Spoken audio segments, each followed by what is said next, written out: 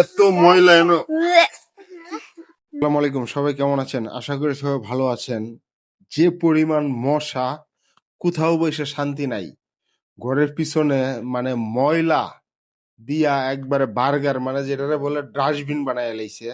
যদিও আমার এই যে রান্নাঘরের পাশে যে মানে রান্নার যাবতীয় বাজার থেকে যে পলিগুলো আনা হয়, সেই পলি, নুডলসের প্যাকেট, চিপসের প্যাকেট, এভরিথিং সবকিছুই কি জানেন, সব এইখানে জ্বালানাতে ফালাইয়া দেয়। এখন যে মশার উৎপাতের কারণে বসবাস করার মতো একটা মানে অবস্থা নাই বাড়িতে। সন্ধ্যার পর মানে এত পরিমাণ মশা ধরে যেটা বলার বাহিরে। তা আজকে উদ্যোগ নিলাম যে আমরা সবাই মিলেমিশে যেন এই জায়গাটা পরিষ্কার করে ফেলতে পারি, তাহলে হয়তো কিছুটা স্বস্তি পাওয়া যাইব।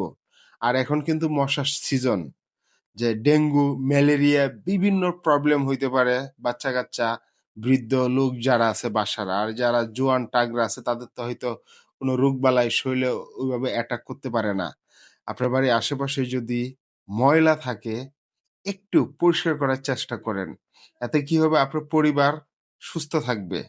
যেরকম আমি নিজেই অসুস্থর মতো অবস্থা হয়ে গেছিলাম, দেখতেই পারতাছেন কি একটা বাজে অবস্থা।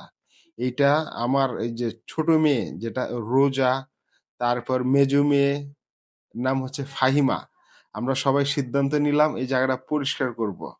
হ্যাঁ, যেই কথা সেই কাজ। দেখেন সবাই মিলেমিশে কিন্তু কাজ শুরু করে দিয়েছি। কারণ এমন একটা বাজে অবস্থা দেখছেন, এই যে ফার্স্ট ওয়াশ, এসিআই লবণ, বাসায় যে মহিলারা আছে তাদের কিন্তু কাজই হইলো খালি ময়লা করা। মানে বাড়িটা পরিষ্কার রাখে তারা, বাড়ি ঘর এগুলো পরিষ্কার রাখে, কিন্তু বাড়ির বাইরে কিন্তু তারা তেমন একটা নজর দেয় না। না নজর দেওয়ার কারণে কিন্তু মশার উৎপাত এইভাবে বেড়ে যায়। দেখেন, খাঁচা আনছিলাম পরিষ্কার করার লাগিয়া, খাঁচা, তারপরে হচ্ছে কুদাল, তারপর হচ্ছে আপনার ওই দেখেন সয়রা, মানে এত পরিমাণ ময়লা হইছে যেটা ভাষায় প্রকাশ করিতে পারতাছি না আমি। দেখেন, ওই দেখেন, মানে অগরে কইছি তোরা খালি ময়লাটা জমা, বাকি পরিষ্কার করার মানে ময়লা গাতায় না ফালানোর দায়িত্ব আমার। ও, এইখানে আরেকটা কথা আমি বলতে ভুলে গেছি। যে গাথার মধ্যে ময়লা ফালাইতেছি এটা বিগত 12 বছর আগে গাথাটা করা হয়েছিল। ওই গাথা থেকে মাটি এনে মূলত আমার বাড়ির কাজ করা হয়েছিল, মানে বাড়ির ফ্লোরে, তারপর বাড়ির উঠানে, এভরিথিং জায়গায় আর কি দেওয়া হয়েছিল। তারপর আমি এখানে মাছ চাষ করছিলাম 2 মাস, সরি 2 বছর। চাষ করার ফলে কি হয়েছে জানেন, সকালে একবার পানি দিতে হয়, দুপুরে একবার পানি দিতে হয়, রাইতে একবার পানি দিতে হয়। কয়বার? 3বার পানি দেওয়ার লাগে। পানি না দিলে কি হয় জানেন, বালু মাটি তো, মনে করেন পানি খেয়ে ফেলায়। এত চিন্তা করে দেখলাম যে খাজনা থেকে বাজনা বেশি, যেটা রাখো আর কি, খাজনা থেকে বাজনা বেশি হয়ে যাচ্ছে। মানে প্রত্যেক মাসে 2500, 2200, 2000, 1800 এইভাবে কারেন্ট বিল দেওয়া হয়। পরে চিন্তা করলাম যে না, এখানে আর মাছ চাষ করা যাইব না, মাছ কিনে বাজার থেকে খেতে হইব, কারণ এছাড়া উপায় নাই। এই দেখছেন গাথাটা, ওই দেখেন কত বড় গাথা দেখছেন, প্রায় 3% জায়গা হইব না, 3 থেকে 4% জায়গা। জায়গাটার মধ্যে আর কি আপনার বালু, মানে পুরোটাই বালু, বাংলা কথা যেটা। এই বালুর কারণে এখানে পানি থাকেই না। বাধ্য হইয়া পরে সেই পুকুরটা বন্ধ করে দিছি আর কি, যেন এখানে আর মাছ চাষ করবো না। এখন সিদ্ধান্ত নিলাম, বিগত 1 বছরে আমাদের বাড়িতে যে ময়লা আবর্জনা হয়, গাছের পাতা, এইগুলা দিয়ে এই গাতাটা ভরবো। ভরার পর হয়তো এখানে কোনো কিছু করা যাইবো আর কি, তাছাড়া কিন্তু উপায় নাই। দেখছেন কি পরিমাণ পাতা।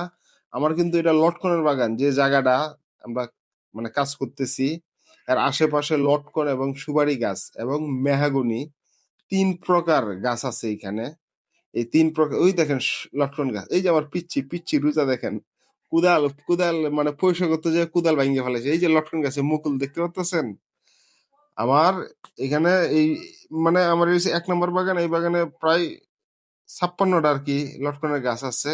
প্রচুর পরিমাণে পাতা, এই পাতা নিয়ে মনে করেন যুদ্ধ শুরু হয়ে যায়। যদিও আমরা পাতা দিয়ে রান্না করি না, আমরা গ্যাস কিংবা কারেন্টের চুলায় আর কি রান্না করি, কারণ আমার বউয়ের ওরকম সময় নাই সে যে পাতা দিয়ে রান্না করবে। সেই জন্য পাতা আমাদের এলাকার যে চাচি মাচাচিরা আছে তারা কিন্তু নিয়ে যায়। এখন এই যে এই জায়গাটা আছে না, মানে বাড়িতে নামতে এই জায়গাটার মধ্যে অনেকটা আর কি নিচু।